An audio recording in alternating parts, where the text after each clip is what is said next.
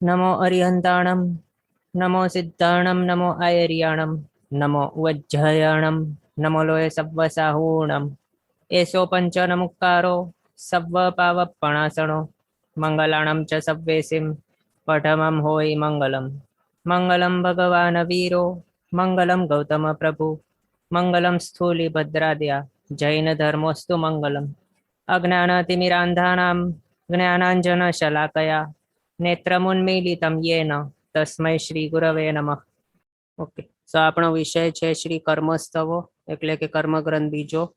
આની અંદર પરમ પૂજ્ય આચાર્ય ભગવાન શ્રી દેવેન્દ્ર સુરીશ્વરજી મહારાજા સાહેબે આપણને 14 ગુણસ્થાનકોને વિશે વિચારણા કરીને દરેક ગુણસ્થાનકે કેટલા કર્મનો બંધ ઉદય ઉદીર્ણ અને સત્તા હોઈ શકે છે તે બતાવ્યું છે. એમાંથી આપણે બંધ અધિકાર જોયો છે અને આપણો ઉદય અધિકાર ચાલુ છે. એમાં આપણે આગળ વધીએ. તો લાસ્ટ ક્લાસની અંદર આપણે એ જોયું હતું કે દેશવીરતિ ગુણસ્થાનકે 87 કર્મનો ઉદય છે પોસિબલ, અને એની અંદર ચોથા ગુણસ્થાનકના અંતે અપ્રત્યાખ્યાને 4 મનુષ્યાનુપૂર્વી, તિર્યંચાનુપૂર્વી, વૈક્રી, અષ્ટક, દુર્ભગ, અનાદે, અપ્યશ, આ ટોટલ 17 પ્રકૃતિઓનો ઉદય વિચ્છેદ થાય છે ત્યારે 104 - 17 = 87 એટલા કર્મ ઉદયમાં પોસિબલ છે દેશવીરતિ ગુણસ્થાનકે. પછી દેશવીરતિ ગુણસ્થાનકનો અંતે પ્રત્યાખ્યાન્ય 4, પછી તિર્યંચ ગતિ, નામકર્મ, તિર્યંચ આયુષ્ય, નીચ ગોત્ર અને ઉદ્યોત નામકર્મ, આટલા કર્મ પ્રકૃતિઓનો ઉદય વિચ્છેદ થાય અને ઉદયમાં 2 કર્મ પ્રકૃતિઓનો એડિશન થાય આરક દ્વિકનો. એટલે 87 - 8 + 2 = 81 એટલા કર્મ પ્રકૃતિઓ ઉદયમાં પોસિબલ છે. પછી હવે આગળ આપણે ગાથા પહેલા તો ગ્રહણ કરશું અને આગળ વધશું. તો લાસ્ટ ક્લાસ સુધી આપણે આ જોયું હતું 16મી ગાથા. મણુતિરીણો પુવ્વી વ્યુવઠ્ઠ દુહગ અણાઈજ દુગ સતર છેઓ સગસી દેશી તીરી ગઈ આવું નિયોજ્યોતિ કસાયા. પછી અઠ્ઠ છેઓ ઈગસી પમત્તી આહાર જુઅલ પખેવા. અહીંયા સુધી આપણે જોયું હતું. આના માટે કોના માટે છે તો પમત્તી પ્રમત ગુણ સ્થાનકને માટે એ હતું. પછી હવે આગળ શું કહે છે? થીણ તિગાહાર ગદુગ છેઓ છસયરી અપમત્તે. આ હવે શું આવી ગયું છે? અપમત્તે એટલે અપ્રમત એવો 7મા ગુણસ્થાનકને માટે કહે છે. તો શું કહે છે કે થીણ તિગ પછી આહારગ છે. આહારગનો આ અહીંયા તિગની અંદર એડ થઈને પછી ગા થઈ ગયો છે, અને અહીંયા આ હતું તે બતાવવા ડબલ અવગ્રહ અહીંયા લખીને રાખ્યું છે ગ્રંથકારશ્રીએ. તો એ શું મિનિંગ થાય છે? આહારગ પછી અહીંયા છે દુગ એટલે થીણધિત્રિક, તિગ એટલે ત્રિક. થીણધિત્રિક કઈ છે તો થીણધિ નિદ્રા, પછી નિદ્રા અને પ્રચલા એ 3ના ગ્રુપને થીણધિત્રિક કહેવાય છે. આપણે સંજ્ઞામાં જોયું હતું. પછી આહારગ દુગ, આહારગ દ્વિક, છેઓ એટલે કે વિચ્છેદ પામે છે ઉદયમાંથી. છસયરી અપમત્તે. તો અહીંયા શું કહે છે? છસયરી એટલે 76 અપ્રમત્તે ગુણસ્થાનકે. અહીંયા શું છે? અપમત્તે છે. અહીંયા આ છે પાછળની સાથે લેવાનું. તો અહીંયા શું બતાવ્યું કે આગળ છઠ્ઠા ગુણસ્થાનકનો અંત થાય તો ત્યારે તેના અંતે થીણધિત્રિક, પછી આહારક દ્વિક એ ટોટલ 5 કર્મ પ્રકૃતિઓ તેમનો ઉદય વિચ્છેદ થાય છે.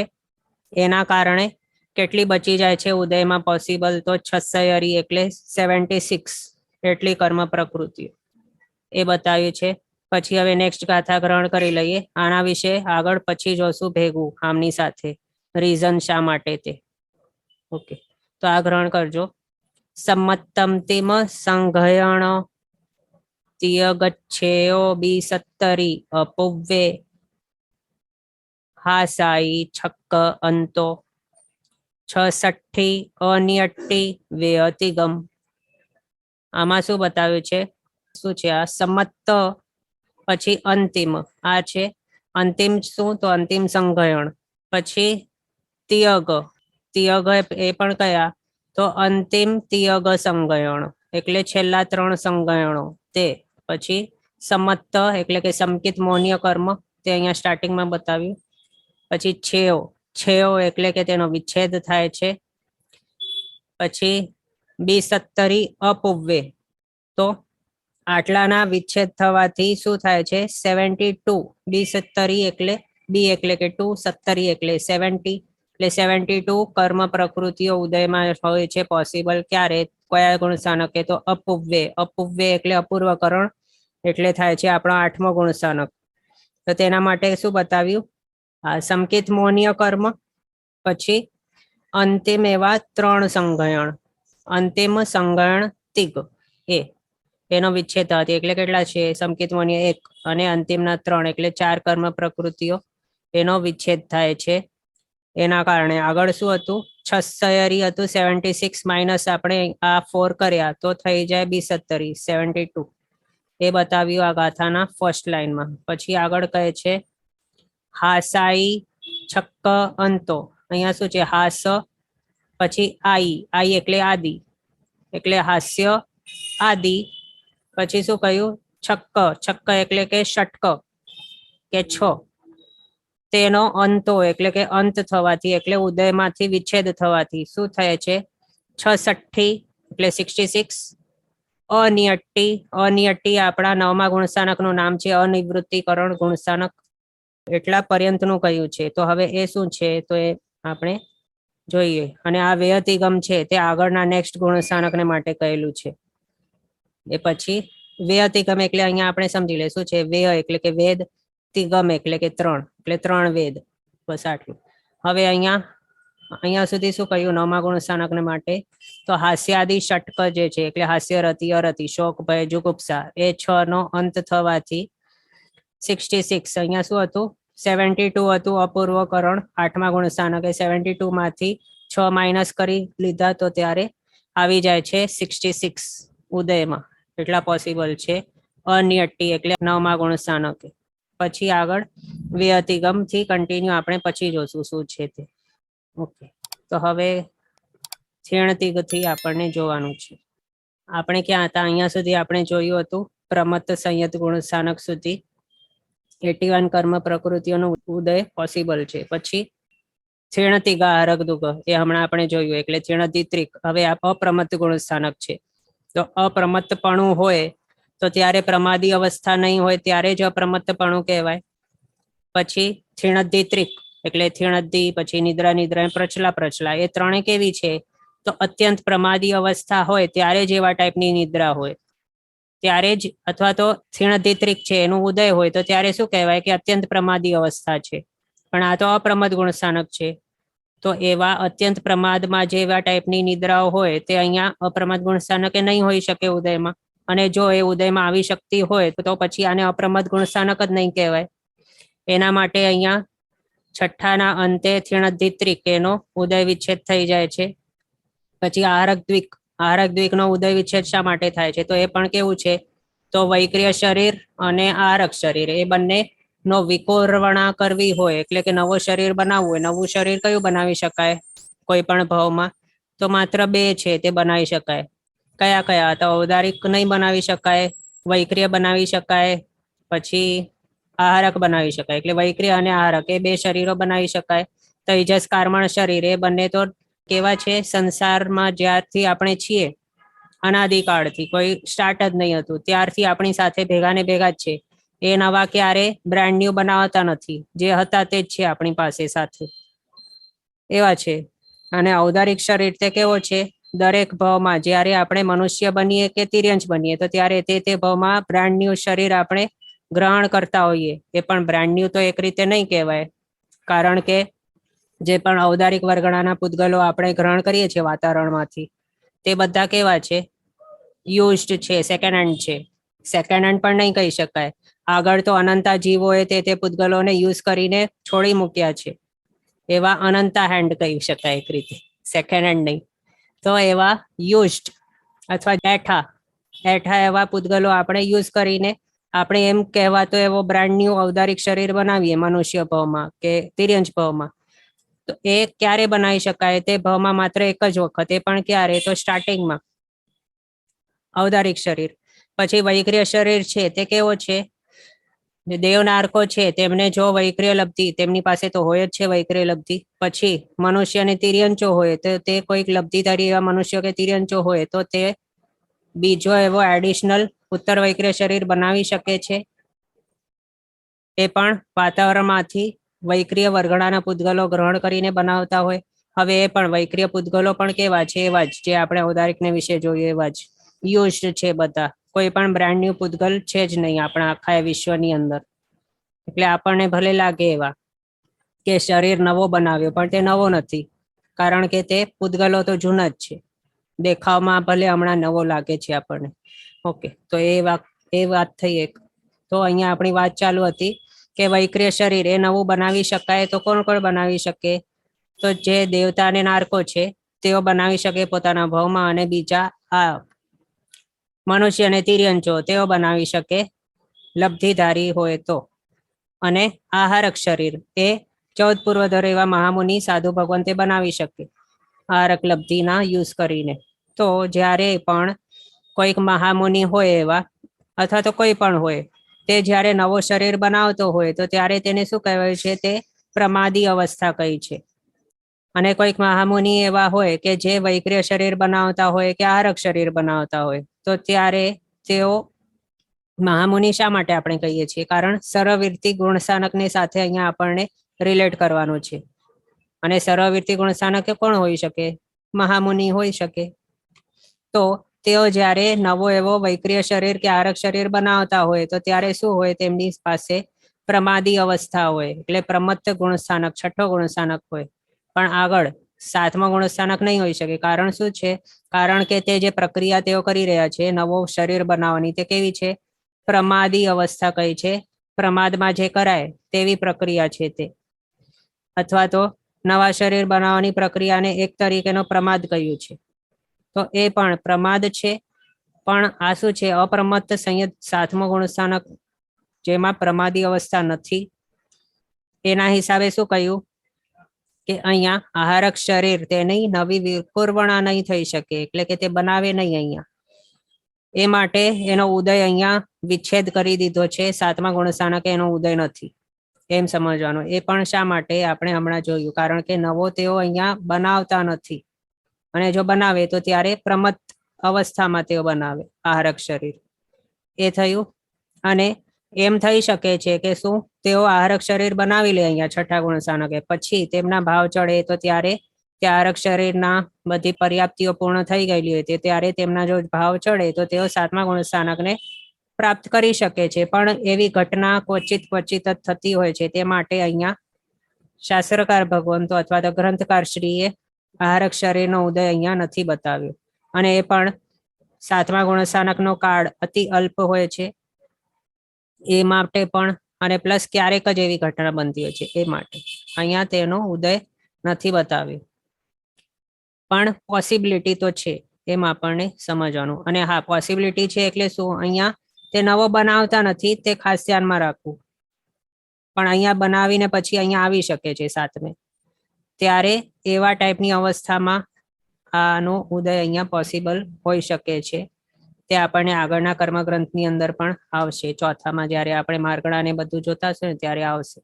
તે ઠેકાણે એનો ઉદય કહ્યું છે અહીંયા 7મે. પણ અહીંયા હમણાં બીજા કર્મગ્રંથની અંદર આ રીતે ગ્રંથકાર શ્રીએ આપણને બતાવ્યું છે. તો એ રીતે આપણે અહીંયા ગ્રહણ કરશું. તો આપણે અહીંયા એ જોયું કે થીણધિત્રિક અને આહારક દ્વિક એ બંનેનો ઉદય વિચ્છેદ થવાથી, એટલે ટોટલ 5 કર્મ પ્રકૃતિઓનો ઉદય વિચ્છેદ થાય છે. એટલે 81 છઠ્ઠે હતા ઉદયમાં પોસિબલ. પછી 81 - 5 કર્યા એટલે 76 થઈ ગયા અપ્રમદ ગુણસ્થાનકે કર્મ પ્રકૃતિઓની ઉદયનું પોસિબિલિટી. પછી હવે આગળ અપૂર્વકરણ 8મો ગુણસ્થાનક, એના વિશે કહ્યું કે સંકેત મોહનીય અને અંતિમ 3 સંગ્રહણ એનો ઉદય વિચ્છેદ 7માના અંતે થાય છે. તો હવે એમાં સંકેત મોહનીયનો ઉદય વિચ્છેદ શા માટે કરી દીધું? સંકેત મોહનીય કર્મ કેવો છે? તે શુદ્ધ પુંજ છે એક. આપણે ત્રિપુંજીકરણ જ્યારે ભણી રહ્યા હતા તો ત્યારે એની અંદર જોયું કે દર્શન મોહનીય કર્મ, સંકેત મોહનીય, મિશ્ર મોહનીય, મિથ્યાત્વ મોહનીય, એ 3 છે દર્શન મોહનીય કર્મો. એમાંથી જે સંકેત મોહનીય છે તે શુદ્ધ પુંજ છે, અર્ધ શુદ્ધ છે તે મિશ્ર મોહનીય, અને મિથ્યાત્વ મોહનીય તે અશુદ્ધ પુંજ છે. એમાંથી સંકેત મોહનીય તેનો ઉદય કયા સમ્યક્ત્વ હોય ત્યારે પોસિબલ છે? તો શાયોક્ષમ સમ્યક્ત્વ હોય ત્યારે સંકેત મોહનીય કર્મનો ઉદય હોય છે. પણ બાકીના જે સમ્યક્ત્વ છે કયા કયા, તો ક્ષાયિક સંકેત છે, ઉપશમ સમ્યક્ત્વ છે, એ બંનેની અંદર સંકેત મૌન્યનો ઉદય નથી હોતો. પછી શાશ્વતન સમ્યક્ત્વ છે, એમાં પણ સંકેત મૌન્યનો ઉદય નથી હોતો. અને અહીંયા 8મા ગુણસ્થાનકથી શું કહેવાયું છે કે શ્રેણીની શરૂઆત અહીંયાથી થાય છે. ભલે તૈયારી અહીંયા થાય છે, આગળ શ્રેણી સ્ટાર્ટ થશે, પણ તો પણ અહીંયાથી શ્રેણીની શરૂઆત ચાલુ થયેલી ગણાય છે. એ માટે અહીંયા શું કહ્યું કે આત્મા જ્યારે શ્રેણીની શરૂઆત કરતો હોય તો શ્રેણી બે ટાઈપની છે. એક તો છે ઉપશમ શ્રેણી, બીજી છે ક્ષપક શ્રેણી. ઉપશમ શ્રેણીની અંદર શું છે, બધા જે કર્મો છે દર્શન સપ્તક, એમાંથી કોઈ પણ ટાઈપના ઉદયમાં નથી હોતા, બધાનું ઉપશમન થઈ ગયેલું હોય છે, એવું છે. અને ક્ષપક શ્રેણીની અંદર ક્ષય થઈ ગયેલું હોય છે, દર્શન મૌન્ય ત્રણે ત્રણનું. હવે કઈ છે જ નહીં તે ઉદયમાં, એટલે સત્તામાં નથી. એટલે સર્વોપશમના આની અંદર કરેલી હોય છે, ઉપશમ શ્રેણીની અંદર ઉપશમન કરાતું હોય અને ક્ષપક શ્રેણીની અંદર ક્ષય કરાતું હોય, એવું થાય છે. તો હવે જ્યારે સંકેત મૌન્યનો ઉદય હોય તો તે ક્યારે હોઈ શકે, તો આપણે હમણાં જોયું ક્ષયક્ષમ સમ્યક્ત હોય ત્યારે. અને અહીંયા ઉપશમ શ્રેણી આપણે આગળ જોયું હતું, ઉપશમ શ્રેણી કોઈ માનતું હોય આત્મા, તો ત્યારે તેના વિશે કયો સમ્યક્ત પોસિબલ હોય, તો ઉપશમ સમ્યક્તો અથવા તો ક્ષાયિક સમ્યક્તો, એ બે પોસિબલ છે. પછી ક્ષપક શ્રેણી કોઈ માનતો હોય આત્મા, તો તેના વિશે કયો સમ્યક્ત પોસિબલ છે, તો માત્ર ક્ષાયિક સમ્યક્તો. પણ ક્ષયક્ષમ સમ્યક્ત્વ ધારી જ્યારે આત્મા હોય ત્યારે તે શ્રેણીમાં નહીં હોઈ શકે.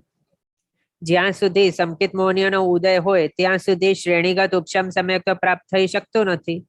કારણ કે ઉપશમ સમ્યક્ત્વ કેવું છે, ભલે પ્રાથમિક હોય કે શ્રેણીગત હોય, તે અપૌદ્ગલિક હોય. અને જ્યાં સુધી સંકેત મૌન્યનો ઉદય હોય ત્યાં સુધી શું કહેવાય કે તે પૌદ્ગલિક સમ્યક્ત્વ છે. પણ ઉપશમ સંકેત તો અપૌદ્ગલિક હોય, તો તે માટે સંકેત મૌન્યના ઉદયને સ્ટોપ કરવું પડે, તો જ પછી જીવ ઉપશમ સમ્યક્ત્વની પ્રાપ્તિ કરી શકે. એટલે અહીંયા સંકેત મૌન્ય કર્મનો ઉદય વિચ્છેદ થાય તો જ પછી જીવ શ્રેણી માંડી શકે, એવું હોય છે. એ માટે અહીંયા 8મા ગુણસ્થાનક વગેરે જે છે આગળના ગુણસ્થાનકો, તેના વિશે સંકેત મૌન્યનો ઉદય નથી કહ્યું. એ માટે 7માના અંતે અહીંયા સંકેત મૌન્યનો ઉદય એનો પણ વિચ્છેદ થઈ જાય છે. પછી અંતિમ સંગ્રહણ 3. તો આ અંતિમ 3 સંગ્રહણ કયા છે, તો અર્ધનારાજ, કીલિકા અને છેવટું, આ 3 સંગ્રહણ, તે ત્રણેયનો અહીંયા ઉદય વિચ્છેદ થાય છે 7માના અંતે. હવે આમનું પણ શા માટે અહીંયા વિચ્છેદ થઈ જાય છે ઉદયમાંથી, તો આપણે આગળ સાંભળ્યું હશે કે શું છે, સંગ્રહણ છે તે આપણા મનોબળની સાથે ડિરેક્ટલી રિલેટેડ છે. આપણા ભાવો, આપણા પરિણામો કેટલા ચડી શકે છે એ આમના ઉપર પણ ડિપેન્ડન્ટ છે. જેટલું મજબૂત સંગ્રહણ એટલા વધારે રસવાળા આપણે પાપ કરી શકીએ કે પુણ્ય કરી શકીએ, અથવા તો નિર્જરા પણ એટલા પ્રમાણની કરી શકીએ. જેટલા મજબૂત આપણા સંગ્રહણ હોય તેટલા વધારે મજબૂતાઈથી આપણે એવા વધારે રસવાળા કર્મ બાંધી શકીએ, અથવા તો વધારે પ્રમાણમાં નિર્જરા કરી શકીએ, ક્ષપક ઉપશમ શ્રેણી વગેરે માંડી શકીએ. બધું સંગ્રહણ ઉપર પણ ડિપેન્ડન્ટ છે, બહુ બધું. અને અહીંયા શાસ્ત્રકાર ભગવંતોએ શું કહ્યું છે કે જ્યારે અંતિમ સંગ્રહણનો ઉદય હોય, અને એ પણ સંગ્રહણ એટલે આપ જાણતા હશો શું છે, તો હાડકાનો બાંધો, શરીરની મજબૂતાઈ જે પ્રાપ્ત થયેલી હોય છે તે હાડકાના બંધારણના કારણે, તેને કહ્યું છે સંગ્રહણ. તો એવા જે 3 છે છેલ્લા 4th, 5th, 6th સંગ્રહણ, એ ત્રણે જ્યારે હોય તો ત્યારે શું કહ્યું, તે આત્મા શ્રેણી નહીં માંડી શકે તે ભાવમાં. એ આપણે અહીંયાથી જોઈ શકીએ છીએ. 8માંથી શ્રેણી ચાલુ થઈ અને 7માના અંતે જ આ 3 સંગ્રહણનો વિચ્છેદ થઈ ગયો ઉદયમાંથી.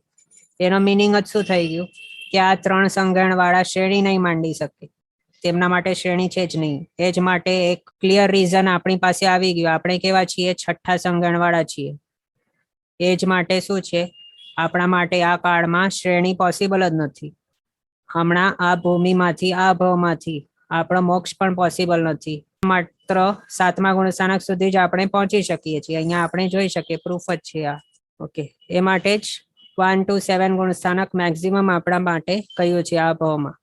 ઓકે, તો આ 3 સંગ્રહણની વિશુદ્ધિ એટલા પ્રમાણની નથી હોતી કે તેઓ શ્રેણી માંડી શકે. શ્રેણી માટે અત્યંત એવી વધારે ટાઈપની એક ટાઈપની વિશુદ્ધિની જરૂર હોય. એવી વિશુદ્ધિ આ ત્રણ સંગણવર્તી આત્માને નથી આવી શકતી. એ માટે એમનું વિચ્છેદ અહીંયા ઉદયમાંથી કરી દીધું 7મા ગુણસ્થાનકના અંતે. એ થયું એટલે 7મે ગુણસ્થાનકે 76 હતા, એમાંથી 4 આના વિચ્છેદ ઉદયમાંથી થવાથી 76 - 4 = 72 કર્મ. એનો ઉદય પોસિબલ છે 8મા એવા અપૂર્વકરણ ગુણસ્થાનકે. એ બતાવ્યું. અને બીજું અહીંયા શું છે, સંકેત મૌન્ય એનો જ્યારે ઉદય હોય છે તો એ ક્યારે હોય તે આપણે આગળ ક્ષયક્ષમ સમ્યક્તમાં જોયું હતું ને. તો ક્ષયક્ષમ સમ્યક્ત કેવું કહ્યું છે, તે પૌદ્ગલિક સમ્યક્ત કહ્યું છે. પૌદ્ગલિક સમ્યક્તો કોના આધારે કહેવાય છે કે સંકેત મૌન્યનો ઉદય છે કે નહીં. જો ઉદય હોય આનું તો પૌદ્ગલિક સમ્યક્તો કહેવાય, અને આનો ઉદય નહીં હોય તો અપૌદ્ગલિક સમ્યક્તો કહેવાય. તો પૌદ્ગલિક છે ક્ષયક્ષમ સમ્યક્તો, અને અપૌદ્ગલિક કયા છે તો ઉપશમ અને ક્ષાયિક. તો એના હિસાબે અપૌદ્ગલિક સમ્યક્તો 8મે વગેરે ગુણસ્થાનકે પોસિબલ છે. તેમાં સાસ્વાદન અહીંયા નહીં લેવાનું, ભલે સાસ્વાદન પણ અપૌદ્ગલિક જ છે તો પણ એના વિશે અહીંયા વિચારણા નથી કરવાની. માત્ર ઉપશમ અને ક્ષાયિક એ બે સંકેત અહીંયા 8મે થી આગળ હોઈ શકે છે. એમાં પણ ઉપશમ સંકેત છે તે 4 થી 11મે, ક્ષાયિક સંકેત છે તે 4 થી કરીને 14 સુધી હોય છે. ઓકે, હવે આપણે આગળ નેક્સ્ટ જોઈએ. તો 9મો ગુણસ્થાનક અનિવૃત્તિકરણ. હાસાઈ છક્ક અંતો 66 અનિયટ્ટી એ બતાવ્યું ગાથામાં. તો અહીંયા શું છે, હાસાઈ છક્ક એટલે હાસ્ય આદિ 6 જે છે ષટક, તેમનો ઉદયમાંથી વિચ્છેદ થઈ જાય છે 8માના અંતે.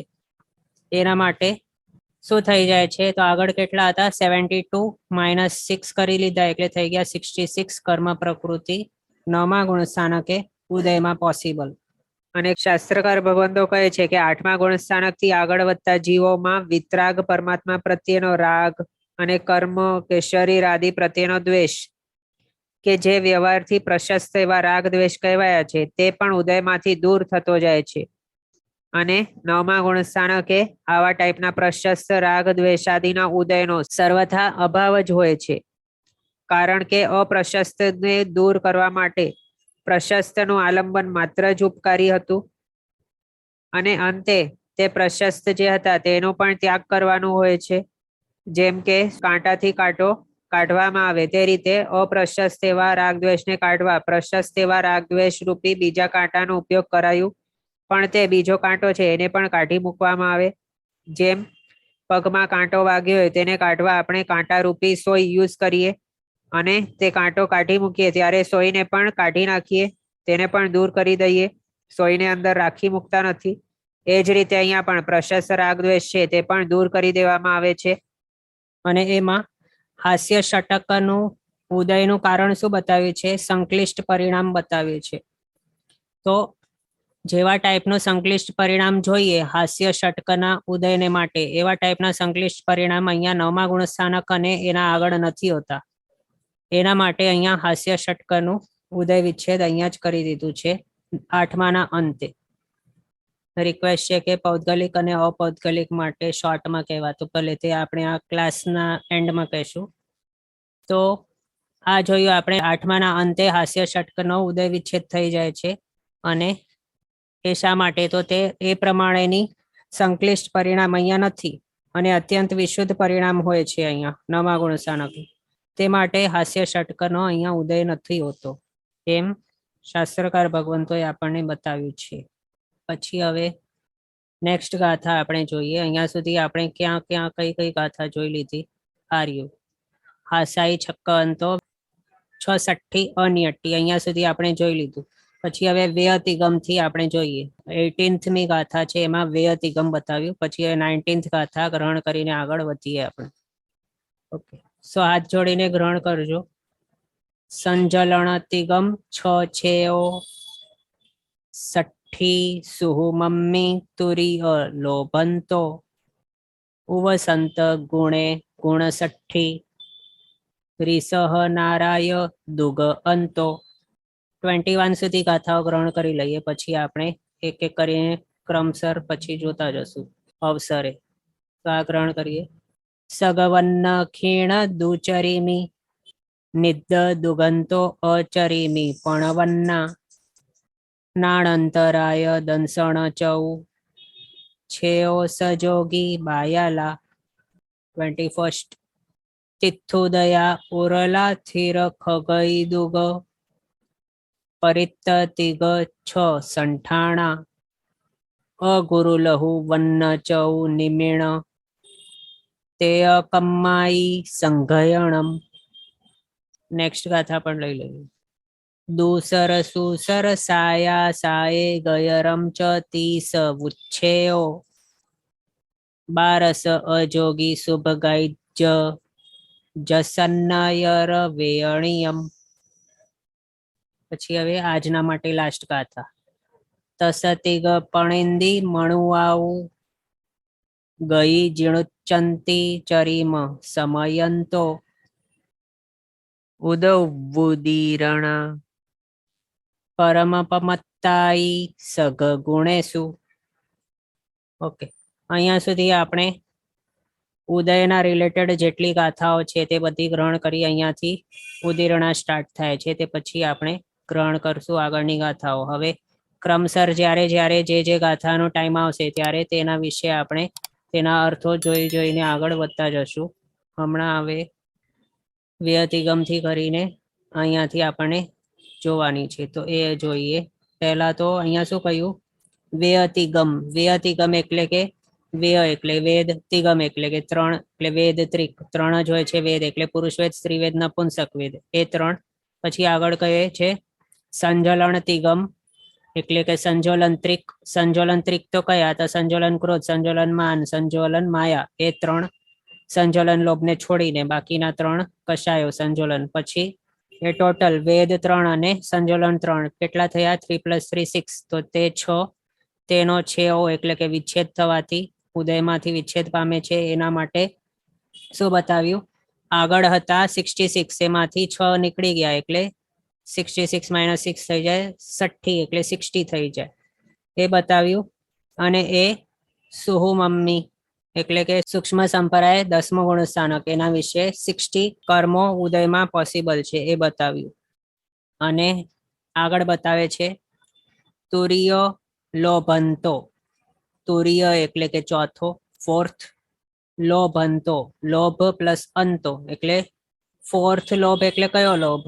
તો 4 ટાઈપના કષાયો છે. એમાંથી બીય કષાયા આપણે જોયું હતું, તીય કષાયા જોયું હતું. તો બીય તીય કષાયા એટલે શું હતા? તો બીજા કષાય. બીજા કષાય કયા હતા? તો પ્રત્યાખ્યાન્ય. ત્રીજા કષાય કયા હતા? તો પ્રત્યાખ્યાન્ય. તે રીતે આ તુર્ય એટલે કયો? તો સંજોલન. ચોથો ટાઈપ શું છે? સંજોલન. તો તે સંજોલન ટાઈપનો લોભ, એનો અહીંયા લોભ પ્લસ અંતો છે, એટલે લોભનો અંત થવાથી, એટલે સંજોલન લોભનો અંત થવાથી શું કહે છે?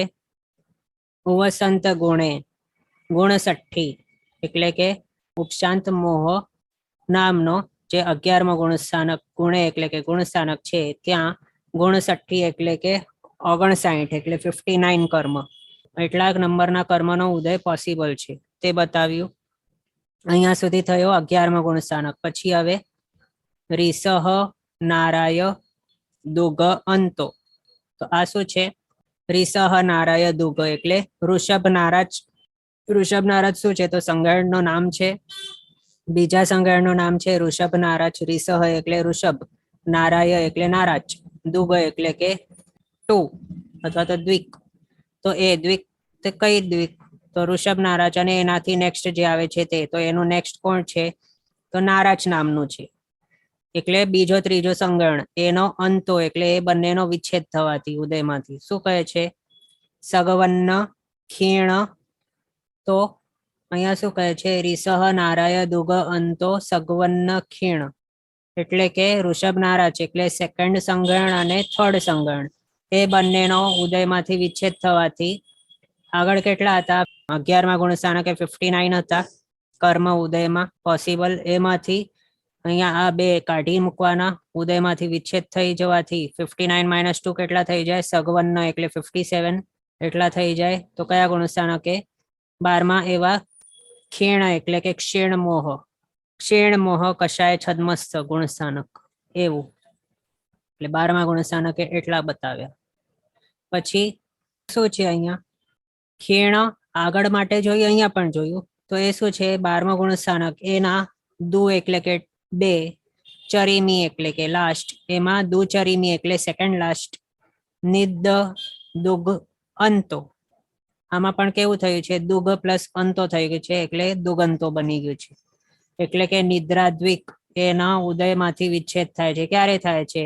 તો ક્ષીણ મોહ નામનો જે 12મો ગુણસ્થાનક છે એના સેકન્ડ લાસ્ટ સમયે, દ્વિચરીમ સમયે, સેકન્ડ લાસ્ટ સમયે એ ઉદયમાંથી વિચ્છેદ થાય છે. એના હિસાબે અચરીમી પણવનના, અ એટલે અને, પછી ચરીમી પણવનના, ચરીમી એટલે કે છેલ્લા સમયે, અહીંયા સેકન્ડ લાસ્ટ સમયમાં નિદ્રાદ્વિક એનો ઉદય વિચ્છેદ થઈ ગયો છે સેકન્ડ લાસ્ટ સમયમાં. એના હિસાબે ચરીમ સમય એટલે કે છેલ્લો સમય જ્યારે હોય 12મા ગુણસ્થાનકનો ત્યારે 55 કર્મનો ઉદય હોય છે, આ બતાવ્યું. અને આ અચરીમી નથી પણ અ છે એટલે અ એટલે અને છે, ચરીમી એટલે લાસ્ટ, એ સમયે 55 બતાવ્યું. આટલા સુધી જોઈ લઈએ, પછી હવે આગળ આપણે જોશું, ટેબલમાં આવીએ પાછા. ઓકે, તો 9મા ગુણસ્થાનક સુધી આપણે જોયું. તો હવે 9માના અંતે શું થાય છે વ્યતિગમ એટલે કે 3 વેદ એનો વિચ્છેદ થયો, પછી સંજલન તિગમ એનો પણ વિચ્છેદ થઈ જાય છે. 6 છેઓ આ જે છે વેદ ત્રિક અને સંજલન ત્રિક એ 6 નો છેદ થવાથી, વિચ્છેદ થવાથી 66 - 6 = 60 એટલા કર્મ પ્રકૃતિઓનો ઉદય સુહુમમ્મી એટલે કે 10મા ગુણસ્થાનક સૂક્ષ્મ સંપ્રાય ગુણસ્થાનકે પોસિબલ છે 60 કર્મનો ઉદય. હવે સંજ્વલન ક્રોધ માન માયા સંજ્વલન કશાયો છે તે માટે કેવું કહ્યું છે કે શ્રેણી માંડવાની સ્ટાર્ટ થઈ છે તો શ્રેણીમાં પરિણામોની વિશુદ્ધિ અતિશય વધારે પ્રમાણમાં વધતી જાય છે. તો એવા અતિશય પ્રમાણમાં વધતી એવી વિશુદ્ધિના કારણે મોહનીય કર્મનો પરાભવ થતો જાય છે અને તે નબળો થતા તેની કર્મ પ્રકૃતિઓ ઉદયમાંથી નીકળતી જાય છે. અને શાસ્ત્રકાર ભગવંતો શું કહે છે કે એ સંજ્વલન કશાયો તે કેવા છે, કયા ગુણને રોકે છે આત્માના? તો તે યથાખ્યાત ચારિત્ર નામક જે ગુણ છે એને રોકતા હોય છે. એમાં પણ યથાખ્યાત ચારિત્ર એટલે શું છે? હવે તો યથાખ્યાત એના નામ ઉપરથી આપણે થોડુંક સમજી શકીએ કે યથા એટલે જે પ્રમાણે, ખ્યાત એટલે કે કહેલું છે. તો શું કહેલું છે? ચારિત્ર એટલે કેવલ જ્ઞાની ભગવંતો, અરિયંત ભગવંતો જે પ્રમાણેનું વિશુદ્ધ ચારિત્ર બતાવ્યું છે. ચારિત્ર એટલે આચરણ. તો એવા જે શુદ્ધ ટાઈપનો આચરણ બતાવ્યું છે એવા ટાઈપનું આચરણ તે ક્યારે આવી શકે? જ્યારે ચારિત્ર મોહનીય કર્મ સંપૂર્ણપણે ક્ષય થઈ જાય, અથવા તો ક્ષય નહીં પણ ઉદયમાં નહીં હોય ત્યારે આવી શકે. તે યથાખ્યાત ચારિત્ર ક્યારે આવી શકે? જ્યારે મોહનીય કર્મ એમાં પણ સ્પેસિફિકલી જ્યારે આપણે કહીએ તો છેલ્લામાં છેલ્લા કયા રહી જાય છે ઉદયમાં? તો સંજ્વલન રહી જાય છે. પહેલા તો અનંત અનુબંધી જાય, પછી અપ્રત્યાખ્યાનીય જાય, પછી પ્રત્યાખ્યાનીય જાય, પછી સંજ્વલન જતા હોય. એ રીતે થતું હોય છે સામાન્યથી આપણે જોઈએ તો છેલ્લા કયા ગયા? સંજ્વલન જાય છે. તો એ સંજ્વલનને માટે કેવું કહ્યું છે? તો યથાખ્યાત ચારિત્ર ગુણને રોકી રાખે છે આવો. તો જ્યારે તેઓ જશે એટલે કે ઉદયમાંથી નીકળશે અથવા તો તેમનો ઉદય સ્ટોપ થશે ત્યારે પછી શું થઈ શકશે? ત્યારે યથાખ્યાત ચારિત્ર ગુણ પ્રગટી શકશે. પણ હવે હજી અહીંયા શું થઈ ગયું છે? 10મા ગુણસ્થાનકે એટલે 9માના અંતે માત્ર 3 સંજ્વલન નીકળ્યા છે ને ઉદયમાંથી, પણ હજી એક સંજ્વલન લોભ તો છે જ અહીંયા 10મા ગુણસ્થાનકે ઉદયમાં. તો એ સંજ્વલન લોભ તે કેવું છે? કશાય જ છે. અને તે પણ કેવો છે? તો યથાખ્યાત ચારિત્ર ગુણનો ઘાત કરનાર જ છે. એના માટે 10મા ગુણસ્થાનકે પણ યથાખ્યાત ચારિત્રનો ઉદય થઈ નથી શકતો. પણ તે ક્યારે થઈ શકશે? જ્યારે સંજ્વલન બધાએ 4 નીકળી જાય ત્યારે. અહીંયા તો માત્ર 3 નીકળ્યા છે 9માના અંતે. તો તે ક્યારે જશે? તો 10માનો અંત જ્યારે થશે ત્યારે સંજ્વલન લોભનો પણ ઉદય વિચ્છેદ થઈ જશે. એમાં પણ શું છે?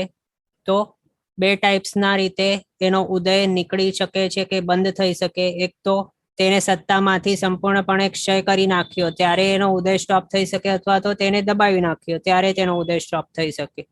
તો દબાવવામાં આવે ત્યારે શું કહેવાય? જ્યારે આ સંજોલનોને દબાવવામાં આવે ત્યારે તે કહેવાય છે તે ઉપશમ શ્રેણી છે. હજી તેમાં જ થાય છે ને સરોપશમન એટલે ઉપશમન કે દબાવવાનું. અને જ્યારે એને સત્તામાંથી જ કાઢી મૂકવામાં આવે બધા સંજોલન વગેરેને, તો ત્યારે શું કહેવાય છે કે તે ક્ષપક શ્રેણી ચાલુ છે એવું. એટલે એના હિસાબે શું થયું કે આને ઉદયમાંથી કાઢવું હોય તો બે રીતો છે. કઈ કઈ? એક તો તેને દબાવી રાખો, બીજો તેને ક્ષય જ કરી નાખો, સત્તામાંથી કાઢી મૂકો એવું છે. તો સત્તામાંથી જ કાઢી મૂકવામાં આવે તેને શું કહેવાય? ક્ષપક શ્રેણી. અને એક ક્ષપક શ્રેણીની અંદર 11મો ગુણસ્થાનક નહીં આવે. 11મો ગુણસ્થાનક ક્યારે આવે? આપણે આગળ જોયું છે. તો માત્ર ઉપશમ શ્રેણીની અંદર આવે છે. અને અહીંયા એના માટે જ આનું પણ નામ શું છે? ઉપશાંત મોહ વિતરાગ છદ્મસ્થ. 11મા ગુણસ્થાનકનું નામ જ એ છે. શું છે? ઉપશાંત, એટલે દબાવીને રાખ્યા છે, ઉપશાંત કરીને રાખ્યા છે. પણ 12મા ગુણસ્થાનકનું શું નામ છે? ક્ષીણ મોહ, એટલે ક્ષીણ કરી નાખ્યું છે, ક્ષય કરી દીધો છે મોનિયાને સંપૂર્ણપણે. એટલે એના હિસાબે 10મા ગુણસ્થાનકે અહીંયા શું થયું હતું? સંજોલન 3 ઉદયમાં નહીં હતા. અને એમાં પણ 10મા ગુણસ્થાનકે માત્ર સંજોલન લોભનો ઉદય હતો. અને એ ઉદયને જો બંધ કરી નાખવામાં આવે, એ પણ જો ઉપશમન કરીને બંધ કરવામાં આવે તો 11મો ગુણસ્થાનક આવે નેક્સ્ટ આ 10મા પછી. અને જો તે જે કષાયો છે, ભલે આ સંજોલન હોય કે આ લોભ છે, તેને જો ક્ષય કરતા કરતા અહીંયા સુધી આવવામાં આવે 10મા સુધી, તો પછી 10મા ગુણસ્થાનકે જે સંજોલન લોભનો ઉદય હતો તેનો પણ જો તે ક્ષય કરતા કરતા આવ્યા હોય તો અહીંયા પણ તેઓ સંજોલન લોભનો ક્ષય કરશે. અને ત્યારે તેઓ 10મેથી ડાયરેક્ટલી 12મે આવી જશે, સંજોલન લોભનો ક્ષય કરી નાખશે. એ રીતે બે રીતે આપણે જોયું ઉદયમાંથી કઈ રીતે એને કાઢી શકાય છે એ. હવે આગળ વેદ. તો વેદનું શું છે? વેદ ત્રિક છે, 3 વેદ છે. તો એના હિસાબે અહીંયા શું છે, એનો મિનિંગ શું થયું કે અહીંયા 9મા ગુણસ્થાનક સુધી 3 વેદનો ઉદય પોસિબલ છે. એનો મિનિંગ શું થયું કે પુરુષ વેદી કોઈક જીવ અહીંયા 9મા ગુણસ્થાનકે આવી શકે. એ જ રીતે સ્ત્રી વેદ વાળો જીવ 9મા ગુણસ્થાનક સુધી આવી શકે.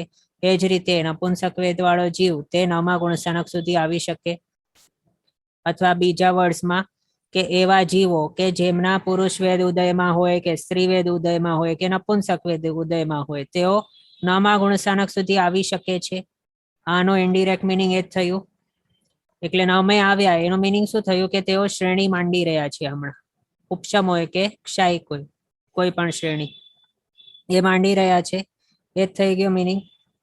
અને જ્યારે જો સમજો 3 પોસિબિલિટી છે અહીંયા, પુરુષ, સ્ત્રી કે નપુંસક. તો એમાં કેવું કહ્યું છે કે જો કોઈક સ્ત્રી તે શ્રેણી માંડતી હોય તો પછી તે સૌથી પહેલા સ્ત્રી વેદનો ઉદય વિચ્છેદ કરે, પછી તે નેક્સ્ટ પુરુષ વેદનો વિચ્છેદ કરે, પછી નપુંસક વેદનો ઉદયમાંથી વિચ્છેદ કરે.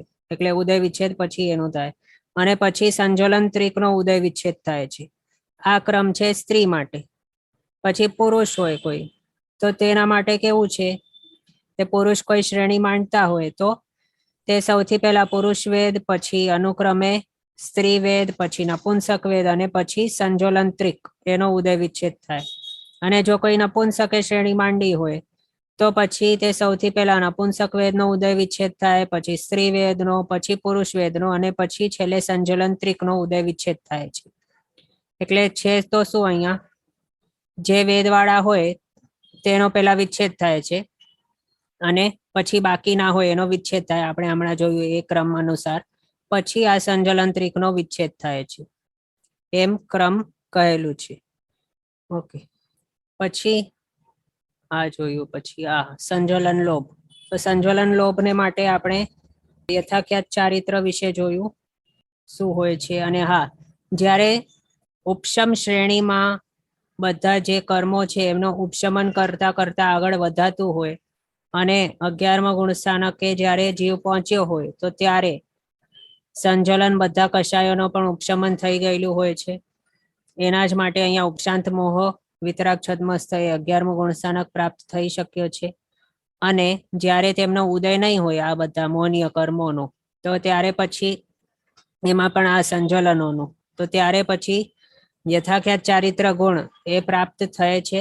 અને એમાં સંજોલન કષાયોને ઉદયમાંથી કાઢવા માટે બે રીતો છે. એક તો ઉપશાંત કરવો એટલે કે દબાઈ રાખવું, અને બીજો છે ક્ષય કરવો. તો હવે તેનો ઉદયમાંથી કઈ રીતે કાઢવામાં આવે છે, દબાવવામાં આવે છે કે ક્ષય કરવામાં આવે છે, એના ઉપરથી જે ગુણ પ્રગટે છે આપણા ઉદયમાંથી આમને કાઢવાથી કયો ગુણ પ્રગટે છે, તો યથાખ્યાત ચારિત્ર.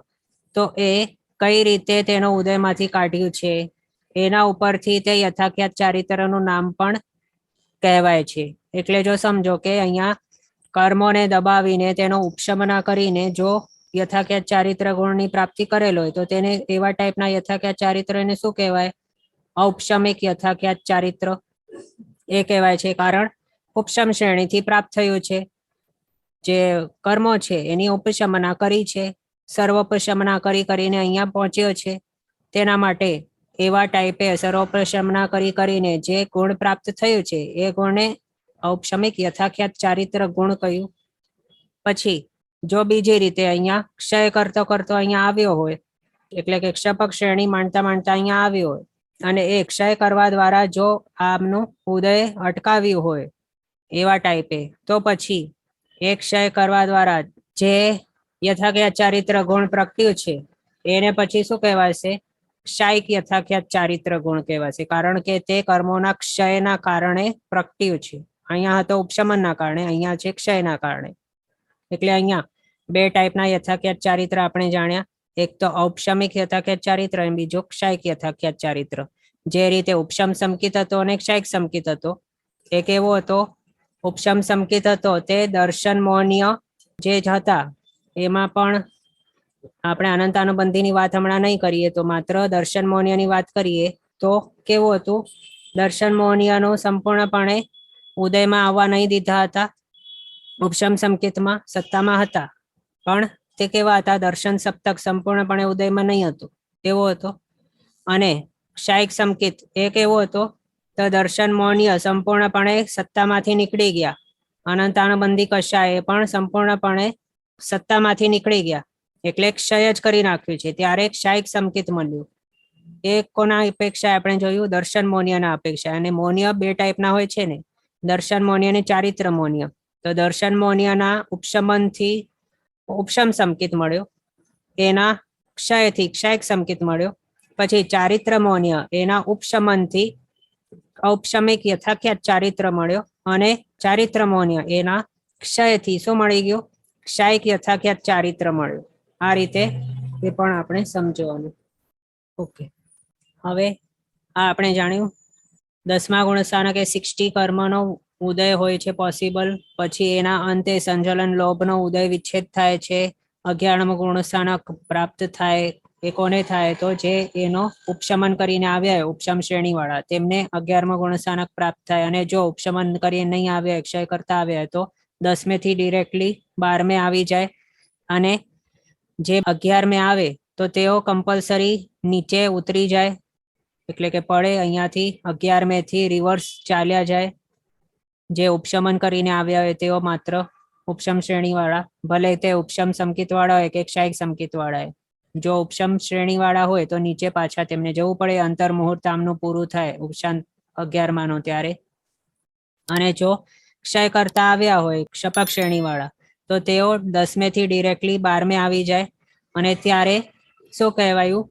કે તેઓના માટે બીજો અને ત્રીજો સંગળ એનો ઉદય વિચ્છેદ કહ્યું છે. હવે અહીંયા તો શું છે? આપણે આમ જ્યારે આ ટેબલ જોતા હોઈએ તો ત્યારે જે રીતે આપણે આગળ જોયું હતું ને, બીજાના અંતે ત્રીજે આટલા કર્મો, તો એમાં આપણે કઈ રીતે જોયું હતું કે બીજાથી ડિરેક્ટલી ત્રીજે નથી આવી શકાતું. એ જ રીતે અહીંયા 11મેથી ડિરેક્ટલી 12મે આવી શકાતું નથી. તો પણ અહીંયા આપણે ટેબલની આમ કરીને જોઈ રહ્યા છીએ. એના માટે આપણે અહીંયા કહીએ 11માના અંતે 2નો વિચ્છેદ થાય છે. એના હિસાબે 59 - 2 = 57. પણ એ રીતે એના જે શબ્દો છે, જે સેન્ટેન્સ છે, એનો તે જ રીતનું અર્થ નહીં લેવાનું. તે હવે આપને સમજવાનું.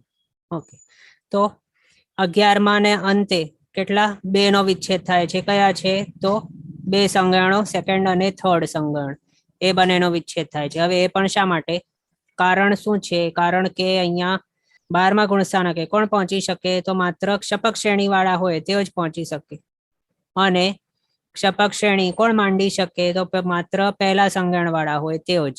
એમનામાં જ એવા ટાઈપની વિશુદ્ધિ હોય કે જે વિશુદ્ધિના કારણે ક્ષપક શ્રેણી માંડી શકાય. પણ બાકીના જે 5 સંગણો છે એ સંગણવાળા કોઈ પણ ક્ષપક શ્રેણી નહીં માંડી શકે એવું છે. બીજા ત્રીજા વાળા જો માંડી શકે તો તે માત્ર ઉપશમ શ્રેણી માંડી શકે, અને ઉપશમ શ્રેણી 11મે સુધી જ છે.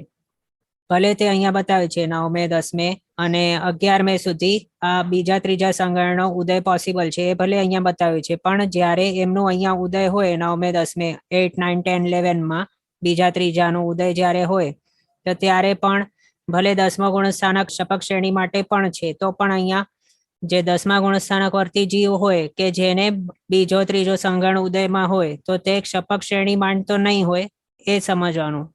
કારણ કે ક્ષપક શ્રેણીમાં બીજા ત્રીજા સંગણ વાળો જીવ આવી જ નહીં શકે. માત્ર પહેલો સંગણ વાળો હોય તે જ પહોંચી શકે, એ તો તે જ શ્રેણી માંડી શકે ક્ષપક. એમ ધ્યાનમાં રાખવું. હવે એના હિસાબે શું થઈ ગયું? અહીંયા બીજો પ્રૂફ આપણી પાસે મળી ગયું. ક્ષપક શ્રેણી આપણી માટે શા માટે નથી? આપણે કેવા છીએ? છઠ્ઠા સંગણવાળા.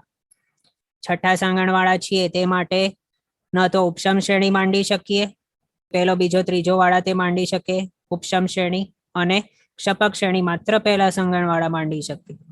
અને આપણે તો છઠ્ઠા વાળા છીએ. આપણા કર્મો એવા આપણને નડી ગયા છે, એના માટે આપણે શ્રેણીઓ પણ નથી માંડી શકતા. ઓકે, તો બીજા ત્રીજા સંગણ એટલે કે ઋષભ નારાજ અને નારાજ એ બંનેનો ઉદય વિચ્છેદ થાય છે 11માના અંતે. એના હિસાબે 59 - 2 થઈ જાય 57 કર્મનો ઉદય પોસિબલ. એ થઈ ગયું. પછી હવે 12મો ગુણસ્થાનક છે એના જ સેકન્ડ લાસ્ટ સમયે આ બે જે છે નિદ્રાદ્વિક એટલે નિદ્રા અને પ્રચલા, આ બંનેનો ઉદય વિચ્છેદ થાય છે. તો ત્યારે એના હિસાબે 57 હતું. ક્યારથી ક્યાર સુધી? તો 12મા ગુણસ્થાનકનો ફર્સ્ટ સમયથી કરીને સેકન્ડ લાસ્ટ સમય સુધી 57 કર્મ ઉદયમાં પોસિબલ હતા નિદ્રાદ્વિકની સાથે. પણ સેકન્ડ લાસ્ટ સમય જ્યારે થઈ જાય ક્ષીણમો 12માનો, ત્યારે છેલ્લો સમય માત્ર બાકી હોય જ્યારે 12માનું, તો ત્યારે નિદ્રાદ્વિકનો ઉદય નહીં હોય. એમાં પણ કેવું છે? તો નિદ્રાદ્વિકને ક્ષીણમો 12મા ગુણસ્થાનકના દ્વિચરમ સમય સુધી જ સત્તામાં હોયેલું કહેવાયું છે, અને સત્તામાં હોય તો જ તેનો ઉદય થઈ શકે. સત્તામાંથી જ કાઢી મૂકવામાં આવે દ્વિચરીમ સમય, તો પછી ચરમ સમય કઈ રીતે ઉદયમાં આવશે?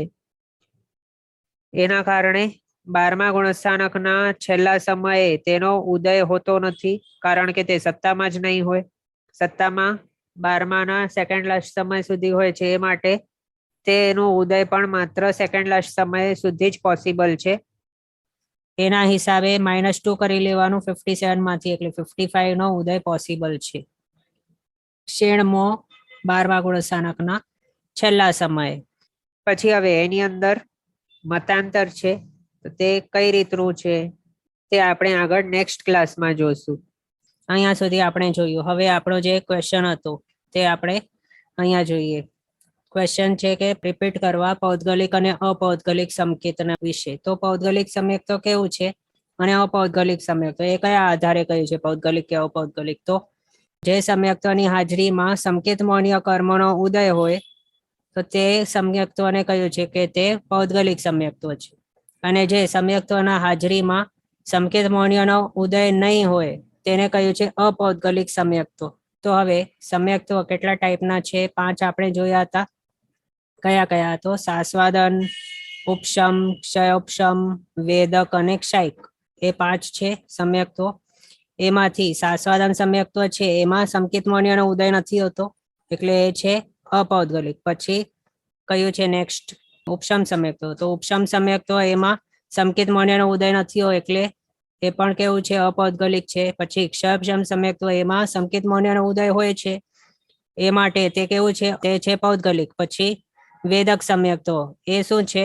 તો ક્ષયોપશમ સંયુક્તોનો કાળ જે છે એમાંથી કાળ એટલે કે ક્ષયોપશમ સંયુક્તોમાંથી ક્ષય કરીને અનંતાનુબંધી 4 ક્ષય કરી દીધો. પછી મિથ્યાધમોનિયનો સંપૂર્ણ ક્ષય કરી દીધો. પછી મિશ્રમોનિયનો સંપૂર્ણ ક્ષય કરી દીધો. પછી સંકિતમોનિયનો ક્ષય કરતા છેલ્લામાં છેલ્લા સમયે જે સંકેતમોનીય કર્મનો જથ્થો કે પૂતગલો તેનો વેદન કરવાનું માત્ર એક લાસ્ટેસ્ટ સમયમાં જેટલું બાકી હોય તો એવા ટાઈમે જે આત્માના પરિણામ હોય તેવી પરિસ્થિતિને કહ્યું છે કે તે વેદક સમ્યક્ત્વ છે. એમાં શું હોય છે, આગળના ફ્યુચરમાં અથવા તો સત્તામાં એટલે આ સમય છોડીને બાકીની આગળની જે સત્તા છે એની અંદર સંકેત મૌર્યનો એક પણ દલિક નથી કે જેમનો ઉપશમન ત્યાં કરી શકાય. એટલે અહીંયા ભલે ક્ષય થઈ રહ્યો છે એ પણ વેદીને, તેનો વેદીને ક્ષય થઈ રહ્યો છે પણ અહીંયા ઉપશમન નથી થઈ રહ્યો સંકેત મૌર્યનો. એના હિસાબે તેવા ટાઈપની પરિસ્થિતિમાં શું કહે છે, વેદક સમ્યક્ત્વ. અને એમાં પણ ઉદય છે ને અહીંયા સંકેત મૌર્યનું, ભલે છેલ્લામાં છેલ્લા સમયનું ઉદય છે તો પણ છે ઉદય, એટલે વેદક સમ્યક્ત્વને કેવું કહ્યું છે, તે પણ છે પૌદ્ગલિક સમ્યક્ત્વ. પછી ક્ષાયિક સમ્યક્ત્વ, એમાં તો સત્તામાં જ નથી આ બધા. સંકેત મૌર્યમાં સત્તામાં નથી એટલે ઉદયમાં નથી, એટલે એને શું કહ્યું, ઉદયમાં નથી સંકેત મૌર્ય, એટલે તે કેવું થઈ ગયું છે ક્ષાયિક સંકેત, તો તે અપૌદ્ગલિક છે. આ રીતે સંકેત મૌર્યનો ઉદય હોય કોઈ સમ્યક્ત્વના હાજરીમાં તો ત્યારે કહેવાય પૌદ્ગલિક, અને ઉદય નહીં હોય તો ત્યારે કહેવાય અપૌદ્ગલિક. બસ આટલું. હવે ક્લિયર થયું હશે લગભગ. ઓકે, આજનો સમય આપણો અહીંયા થયો છે. આગળના પદાર્થો આપણે નેક્સ્ટ ક્લાસમાં જોશું અવસરે. જેના આજ્ઞા વિરુદ્ધ કંઈ પણ બોલાય તો મિચ્છામિ દુક્કડમ. સર્વમંગલ માંગલ્યમ સર્વકલ્યાણ કારણમ પ્રધાનમ સર્વધર્માણામ જૈનમ જયતિ શાસનમ. પ્રણામ. બધા શાતામાં રહેજો, જીનાજ્ઞાપૂર્વકનું જીવન જીવજો, સર્વવીરતી તરફ આગળ વધજો.